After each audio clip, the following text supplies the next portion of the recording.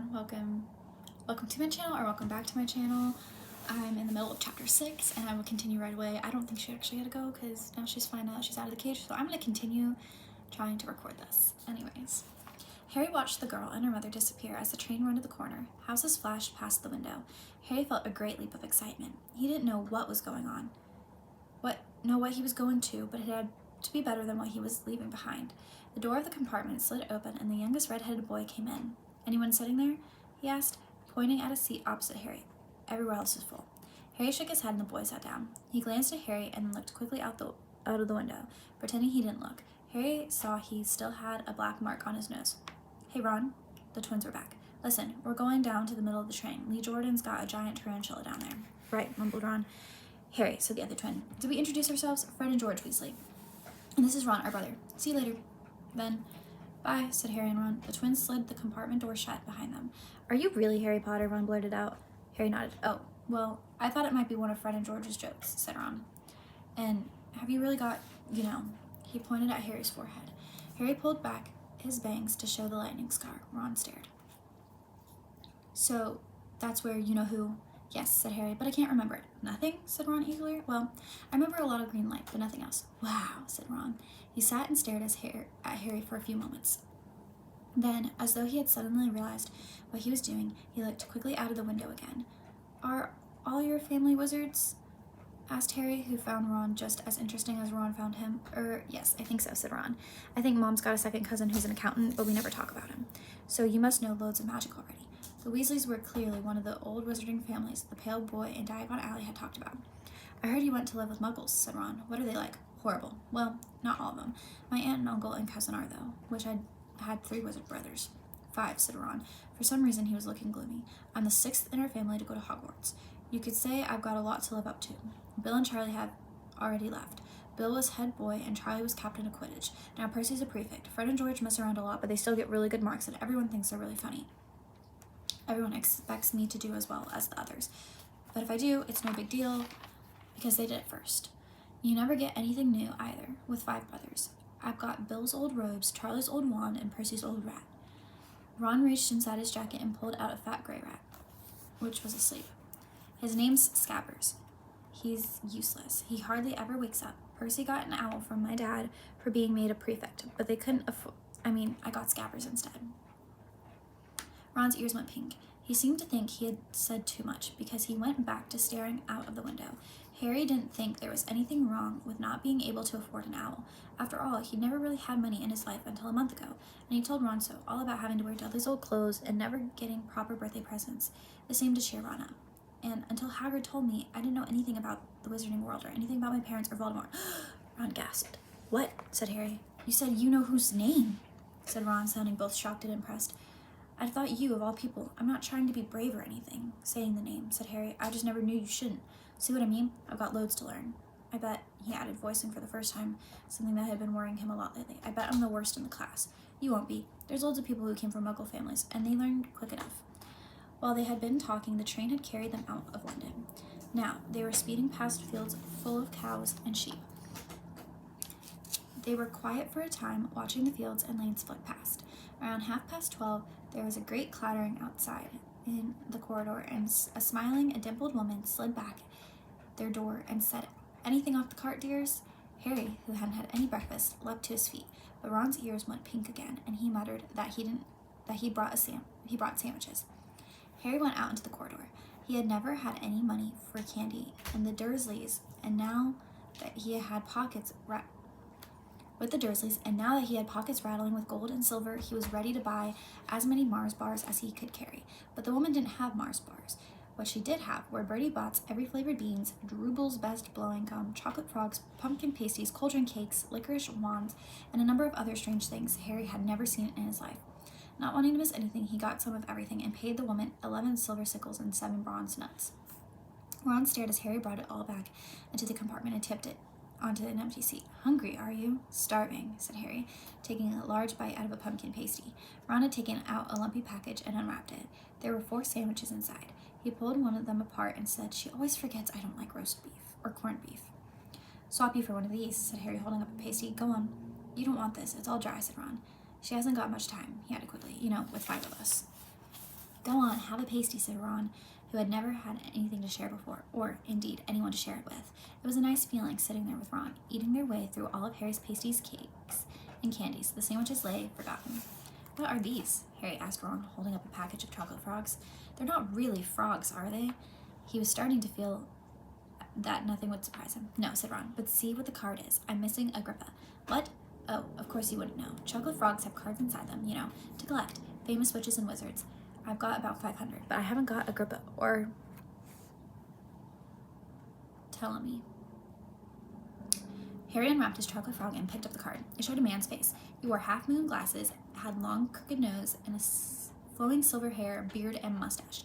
Underneath the picture was the name Albus Dumbledore. So this is Dumbledore, said Harry. Don't tell me you never heard of Dumbledore, said Ron. Can I have that frog? I might get Agrippa. Thanks. Harry turned over his card and read, Albus Dumbledore, currently headmaster at Hogwarts. Considered by many the greatest wizard of modern times, Dumbledore is particularly famous for his defeat of the dark wizard Grindelwald in 1945, for the discovery of the 12 uses of dragon's blood, and his work on alchemy with his partner Nicholas Flamel. Professor Dumbledore enjoys chamber music and 10-pin bowling.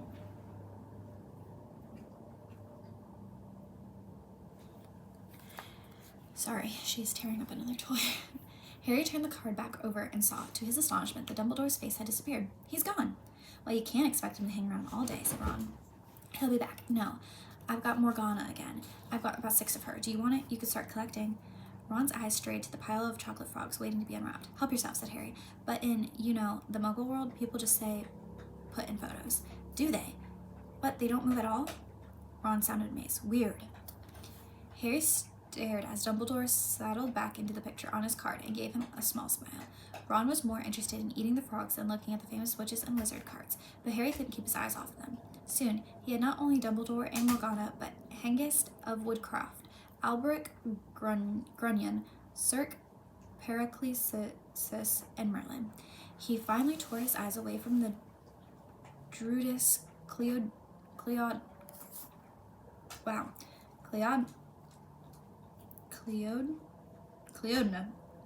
who was scratching her nose to open a bag of Bertie Bott's every flavored beans. You want to be careful with those, Ron warned Harry. When they say every flavor, they mean every flavor. You get all the ordinary ones like chocolate and peppermint and marmalade. Then you can get spinach and liver and tripe. George reckons he had a booger-flavored one once. Ron picked up a green bean, looked at it carefully, and bit into the corner. Blech, see? Sprouts. They had a good time eating the every-flavored beans. Harry got toast, coconut, baked bean, strawberry, curry, grass, coffee, sardine, and was even brave enough to nibble the end of a funny gray one Ron wouldn't touch, which turned out to be pepper. The countryside now flying past the window was becoming wilder. The neat fields had gone. Now were the woods, twisting rivers, and dark green hills. There was a knock on the door of their compartment, and the round-faced boy Harry had passed on platform 9 3/4 came in. He looked tearful.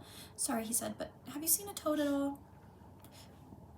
When they shook their heads, he wailed, I've lost him. He keeps getting away from me.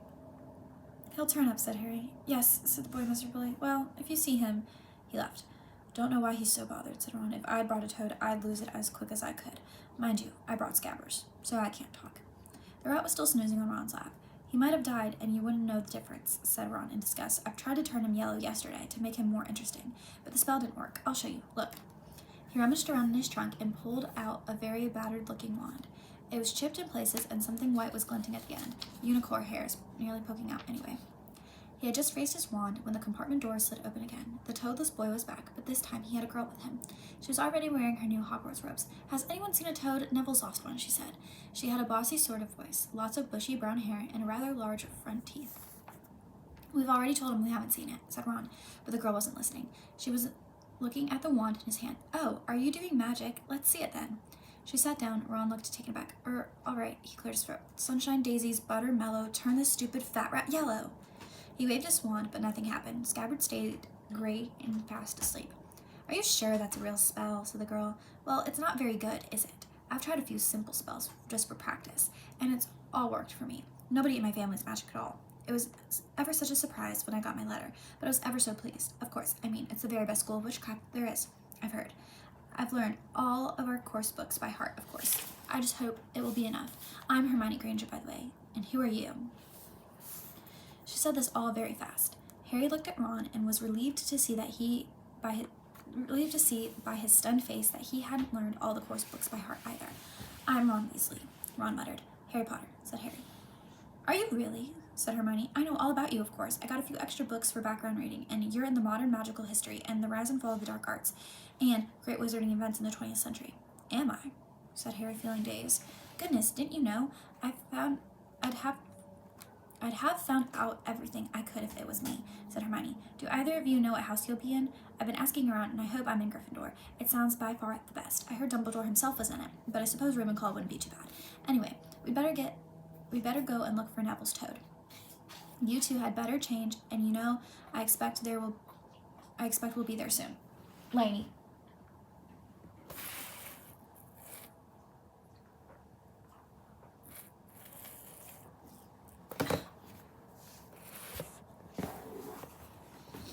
Give me one moment.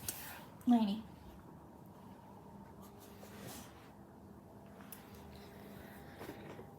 Goodness.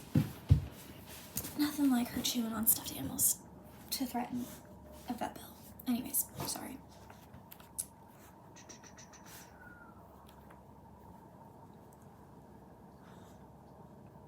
Anyway, we better go and look for Neville's toad. You two had better change, I expect we'll be there soon. And she laughed, taking the toadless boy with her. Whatever house I'm in, I hope she's not in it, said Ron. He threw his wand back into his trunk. Stupid spell, George gave it to me, but bet he knew it was a dud. What house are your brothers in? Harry asked. Gryffindor, said Ron. Gloom seemed to be settling on him again. Mom and Dad were in it too. I don't know what they'll say if I'm not. I don't suppose Ravenclaw would be too bad, but imagine if they were putting me in Slytherin. That's the house who was in. Yeah, said Ron. He flopped back into his seat, looking depressed. I think the ends of Scabbers' whiskers are a bit lighter, said Harry, trying to take Ron's mind off houses. So, what do your oldest brothers do now that they've left anyway? Harry was wondering what a wizard did once he finished school. Charlie's in Romania studying dragons, and Bill's in Africa doing something for Gringotts, said Ron. Did you hear about Gringotts? It's been all over the Daily Prophet, but I don't suppose you get that with the Muggles. Someone tried to rob a high-security vault. Harry stared. Really? What happened to them? Nothing. That's why it's such big news. They haven't been caught. My dad said it must have been a powerful dark wizard to get round Gringotts, but they don't think they took anything. That's what's odd. Of course, everyone gets scared when something like this happens, in case you know who's behind it. Harry turned this news over in his mind. He was starting to get a prickle of fear every time who was mentioned. He supposed this was all part of entering the magical world, but it had been a lot more comfortable saying Voldemort without worrying. What's your Quidditch team? Ron asked. I don't know any, Harry confessed. What? Said Ron. Ron looked dumbfounded. Oh, you wait. It's the best game in the world. And he was off, explaining all about the different 4 balls and the positions of the 7 players, describing famous games he'd been to with his brothers and the broomstick he'd like to get if he had the money. He was just taking Harry through the finer points of the game when the compartment door slid open yet again, but it wasn't Neville, the toadless boy, or Hermione Granger this time. 3 boys entered, and Harry recognized the middle one at once. It was the pale boy from Madame Malkin's robe shop. He was looking at Harry with a lot more interest than he'd shown back in Diagon Alley. Is it true? He said. They're saying all down the train that Harry Potter's in this compartment. So it is you, is it? Yes, said Harry. He was looking at the other boys. Both of them were the thickest and looked extremely mean. Standing on either side of the pale boy, they looked like bodyguards. Oh, this is Crabbe and this is Goyle, said the pale boy carefully, noticing where Harry was looking. And my name's Malfoy. Draco Malfoy. Ron gave a slight cough, which might have been hiding a snicker. Draco Malfoy looked at him. Think my name's funny, do you? No need to ask who you are. My father told me all the Weasleys have red hair, freckles, and more children than they can afford. He turned back to Harry. You'll soon find out. Some wizarding families are much better than others, Potter. You don't want to go making friends with the wrong sort. I can help you there. He held out his hand to shake Harry's, but Harry didn't take it. I think I can tell who the wrong sort are for myself. Thanks, he said coolly. Draco Malfoy didn't go red, but a pink tinge appeared on his pale cheeks. I'd be careful if I were you, Potter, he said slowly. Unless you're a bit politer, you'll go the same way your parents. They didn't know what was good for them either. You hang around that riff-raff like the Weasleys and that Hagrid, and it'll rub off on you. Both Harry and Ron stood up. Say that again. Ron said, his face red as his hair. Oh, you're going to fight us, are you? Malfoy sneered. Unless you get out now, said Harry more bravely than he felt, because Crabbe and Goyle were a lot bigger than him or Ron. But we don't feel like leaving, do we, boys? We've eaten all our food, and you seem to have some. Goyle reached toward the chocolate frog next to Ron. Ron leapt forward, but before he could do so much as touch Goyle, Goyle let out a horrible yell. Scabbers the rat was hanging off his finger, sharp little teeth sunk deep into Goyle's knuckle. Crabbe and Malfoy backed away as Goyle swung Scabbers round and round, howling, and when Scabbers finally flew off and hit the window, all three of them disappeared at once. Perhaps they thought they were more rats lurking among the sweets, or perhaps they'd heard footsteps because a second later Hermione Granger had come in. "What has been going on?" she said, looking at all the sweets all over the floor and Ron picking up Scabbers by his tail. "I think he's been knocked out," Ron said to Harry. He looked closer at Scabbers. "No, I don't believe it. He's gone back to sleep."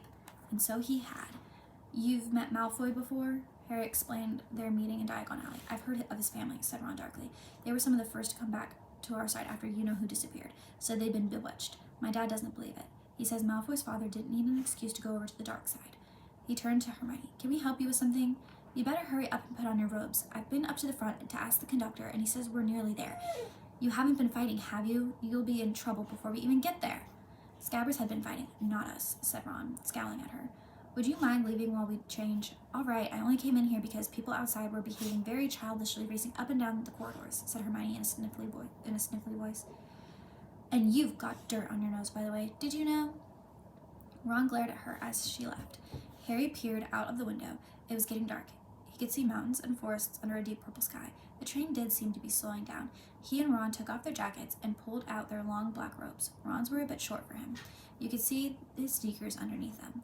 A voice echoed through the train. "We'll be reaching Hogwarts in 5 minutes' time. Please leave your luggage on the train. It will be taken to the school separately." Harry's stomach lurched with nerves, and Ron, he saw, looked pale under his freckles. They crammed their pockets with the last of the sweets and joined the crowd, thronging the corridor. The train slowed right down and finally stopped. People pushed their way toward the door and out onto a tiny dark platform. Harry shivered in the cold night air. Then a lamp came bobbing over their heads of the students, and Harry heard a familiar voice. First years over here. All right there, Harry."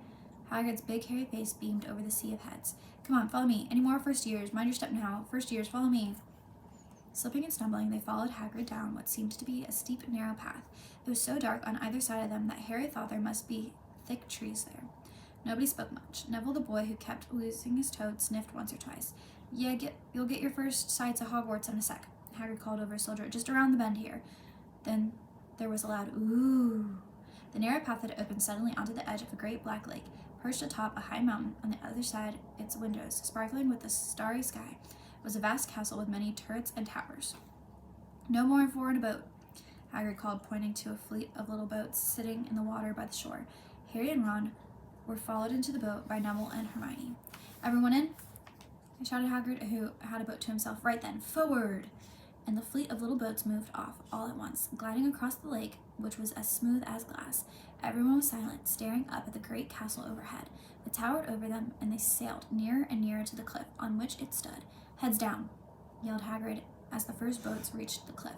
They all bent their heads, and the little boats carried them through a curtain of ivy that hid a wide opening of the cliff face. They were carried along a dark tunnel, which seemed to be taking them right underneath the castle, until they reached a kind of underground harbor where they clambered onto the rocks and pebbles. "Oi, you there! Is this your toad?"